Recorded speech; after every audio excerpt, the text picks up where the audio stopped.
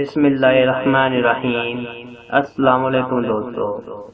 ایک چوہا تھا جس کا نام جنو تھا۔ وہ بہت ہی لالچی، کاہل اور سست تھا۔ کاہل چوہا بہت زیادہ پٹھو بھی تھا۔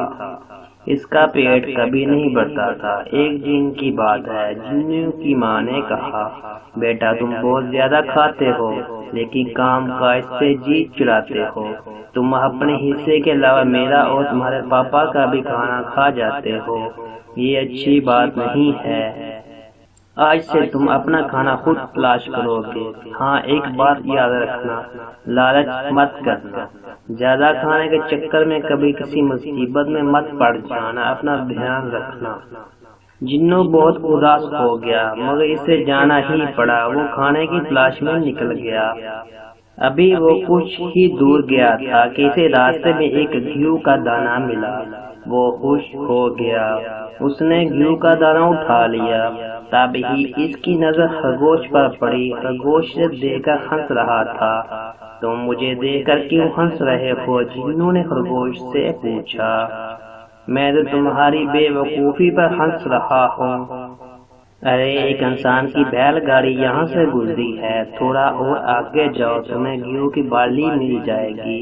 خرگوش کی بات سن کر جنو کے منہ میں پانی بھر آیا۔ وہ جھٹ سے آگے بڑھ گیا۔ اس کی نظر گھیو کی بالی پر پڑی۔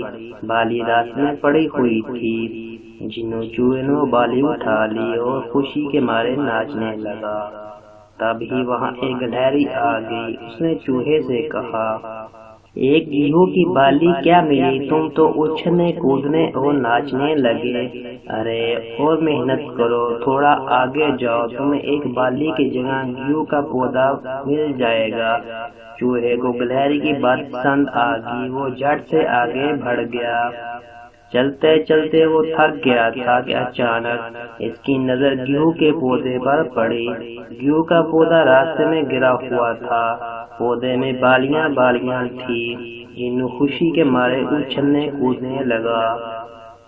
گھیو کے پودے کو دیکھ کر جنو نے اپنے آپ سے کہا، واہ کیا مزہ آ گیا، اب تو پیٹ خوب بھر ہی جائے گا۔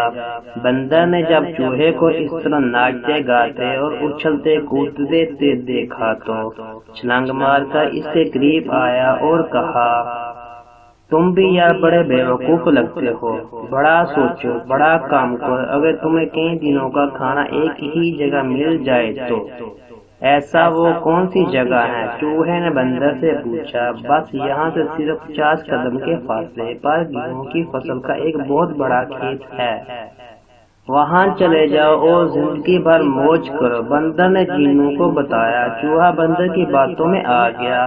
چلتے چلتے وہ کھیت میں پہنچ گیا۔ کھیت میں گیہوں کی لہلہاتی فصل کو دیکھ کر چوہے کی خوشی کا کوئی ٹھکانہ نہ رہا۔ دوڑتا بھاگتا گیہوں کی بالیوں پر ٹوٹ پڑا۔ ابھی اس نے 2-4 دانے ہی گیہوں کے کھائے تھے، تب ہی وہ ایک پھنکار سن کر ڈر گیا۔ ایک سانپ اپنا پھن پھیلاتے ہوئے بیٹھا ہوا تھا۔ چوہا ڈر کے مارے کانپنے لگا، اسے اپنی موت نظر آنے لگی۔ سانپ کی پھنکار سن کر چوہے نے اپنی آنکھیں بند کر لیں۔ اچانک ایک نیولا کہیں سے دوڑتا ہوا آیا۔ اس نے سانپ پر حملہ کر دیا اور اسے دبوچ کر مار ڈالا۔ جنو چوہا بال بال بچ گیا۔ اس نے خود سے یہ عہد کیا کہ اب وہ ماں باپ کا کہنا مانے گا اور کبھی بھی لالچ نہیں کرے گا، کیونکہ وہ ماں باپ کی نافرمانی اور لالچ کی وجہ سے ہی آج ایک بڑی مصیبت میں پھنس گیا تھا۔ لیکن یہ اس کی خوش قسمتی تھی کہ وہ بال بال بچ گیا۔